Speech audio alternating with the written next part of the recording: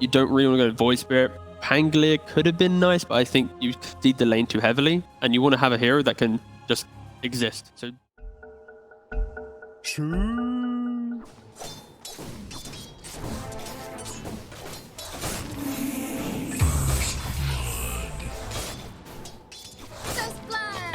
Anybody in chat who said 2 was correct? I guess if you pressed 1, you also like pressing correct. 1. Also correct. So you had a 66% chance of getting that right, and you nailed it. So first blood here is OG. They try some tomfoolery with the 3 heroes up towards top, and we'll see if they keep them here. See what the consensus is, and we'll find out a little bit later because we're gonna go back into another pause. So far, Doom has been picked 6 times and has lost every single game. Yeah. Oh, wow. So I don't know if you're thinking about the odds there on that one, but we're going to see the odds on 33 going down. I feel like 100% Yuragi's going to get credit for that kill. This tri-lane really working out. And it's 2 kills already with a 1,000 net worth lead for OG Tundra. Are they? They're going to keep this tri-lane for a while, I think, because DM on bottom is, I think he's okay. If he feels pressured, he can always TP out. There's no stun available on side of Tundra.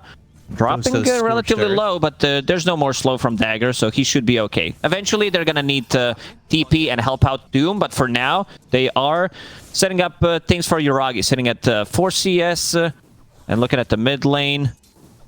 Pretty standard stuff. I don't think Dragon Knight's gonna die in this lane. He just put a 2nd point in Dragon's Blood, so no pressure. It's mostly gonna be this tri-lane here. Saksa with another death under his belt as Yuragi gets his 2nd kill. They're also gonna take out a boar, so the gold's flowing top for OG. And it feels quite nice, and like you said, DM by himself, there's not lockdown to really worry about in this lane, so he should be pretty much safe. And what do you respond with here? What does Tundra do to respond to this tri-lane? Because they've already given up 3 kills up top. This is not exactly a lane that is feeling all right. I don't know if they feel like they could potentially rotate Snaking to the top lane, because this lane's not working. Again. And another one. Yeah, Bushwhack. Telekinesis to try and survive, but a Blink Strike going in on the Saksa. Got a double Blink Strike right quick from the Lina. That's going to give enough damage to have Taiga grab the last shot. And it's now 4-0 here for OG, and it is looking grim up top, the side of Tundra.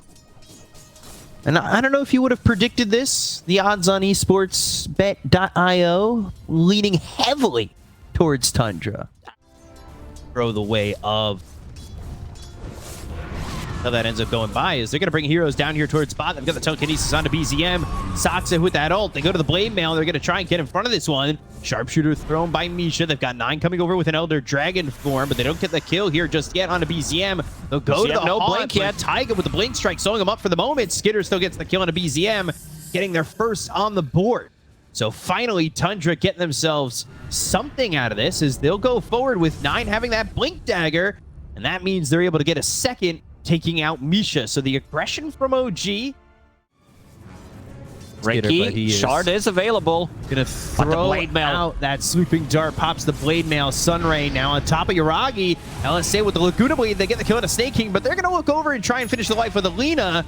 Ends up being a trade that's well worth it for Tundra as they take the 5 times kill streak out of the hands of this Lina. And meanwhile, BZM up top getting a kill on a 33 with the help of DM as well as Misha. They'll go to the dust. They've got the blink as well as the Dragon Tail. Shadow Step comes in, and they get the kill on the Tiger. They're going to look towards the back. At BZM and Misha need to walk away. They'll blink away on BZM. They don't get anything else, but again, it's very easy for them, especially once they have that dust, to have Skitter jump through with the Shadow Step. Oh, DM, Roar. Saksa, it's gonna be there. And that should mean that they've got this ready to go. Meanwhile, Saksa, he's also stolen the Sleeping Dart. He can not only put them in with the telekinesis, but he has the sleep available, and Skitter with another kill on a DM. DM with the telekinesis. They're going to go forward with the Shadow Step once again. The BKB's been popped by DM. He's surviving for now. Taiga over to the side going after an illusion, but here comes down with the blink as well as the Dragon Tail coming out of Skitter. Skitter's going to get really into this fight with BZM. BKB and a blink away, but Misha on the run from Skitter still. He's all the way in the base. They only got the kill on a Taiga. They've taken out one, and they'll burn away Misha with the fireball placed on the ground by 9. Skitter in deep, using that haunt after the shadow step. Got on top of these heroes on the side of OG. Don't get the cores, but they do take out the supports. Going when ready, and that's over. You can see 9 just working on this tower as Yuragi over to the side dealing with an illusion. BZM to fall all the way back. He was quite low in that exchange. They'll buy back on Misha. And the Racks are in trouble. Meanwhile, Skitter, he's got the Shadow Step ready, so he doesn't have to be exactly right there at the fight. Gonna get himself into that Scotty, but now they'll get the kill on Misha. It's gonna be the Shadow Step that leads to that, and Skitter right back into the jungle. He's gone for 70. Yeah, he just bought back. That was a second ago. I think Doom got it, or Queen of Pain. Oh, both of them have it. I like that BZM understands in these fights, I'm just going to blow up one of these supports. Mostly it's been Rubik, but he also... Oh, Ricky's in trouble. Yes, spotted. And that's a gem. So dead. Gem that's on a second gem. Oof. Tundra over to the side. They've got the telekinesis. They look to get the kill on Amisha. They'll get the hoodwink. And that's one to start. The rest of the team is nearby. They need to be careful. Yuragi, well, he's been singled out for the moment with BKB being popped by DM. Taiga getting low. Yuragi throwing out some right clicks, but here comes the rest of the side of Tundra. And Yuragi in trouble as that was an LSA that landed for the 33 Rubik. has Roar. They've got the Aegis, and they'll have a second life with the BKB being popped by Yuragi, trying to TP out of this one. They go to the back lines looking for BZM. They'll get themselves both the kill onto Yuragi, looking over at BZM, who just blinks and looks to TP, but the jump again from Skitter, not enough. Oh, man. Just getting BZM out of that one, but they got Yuragi, and that's really the big one to come for. BZM used Lincolns there on Yuragi, try to save him, but not enough. You can see the way Tundra, they're really hungry in this one, and the problem is Spectre shows where everyone is before every start of the fight. They have much better vision with the Hawk. They're also holding on to both gems, what it takes to like control them. And these illusions, like you don't know which Dragonite is real, so DM is in a kind of a tough spot once they pop Manta Styles. Once Spectre's in, if there's a Manta Style on Dragonite available, if he's not the one initiating, they're gonna have a trouble finding which one is the... Yeah, steals the LSA that was used to try and survive there from Yuragi, but they had the damage, and now they're going to get a kill on Amisha once again. And there is really no stopping Skitter with this Shadow Step in the farm that he's got at the moment. He's also picked up a Hex. Next Roche in 2 minutes. They can't allow Tundra to take this one. On you, them. Well, they've got the Hex. It's on Yuragi. He's in the trees. The LSA is going to be used, but it's not going to land on a Skitter, so he'll pop and try to survive as he looked to use that Satanic. But Skitter, just by himself, is able to take out Yuragi, who was, throughout most of this game, the biggest threat of the map. Yeah, and he also found another gem. Well, good luck stopping this kind of a siege. You have Hawk scouting things out in base, 9 with flying movement. He also has Spell Prism, so permanent dragon form. They don't have Yuragi, but they're still looking to maybe fight.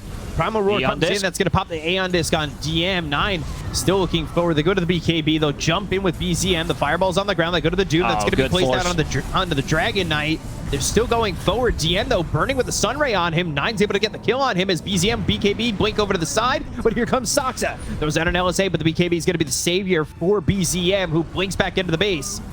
And they'll take the tier 3 tower over mid. They'll look towards the racks. The Bushwhack lands onto the Dragon Knight. But 9 not really too afraid. They have Yuragi back up in 20 seconds. Man, they Lina was so short. Too. Lina needed like 50 gold after she died for a buyback, and now Dragonite. Oh, Saksa in. Telekinesis. Misha's going to be dead to rights. They get the kill there onto the Hoodwink.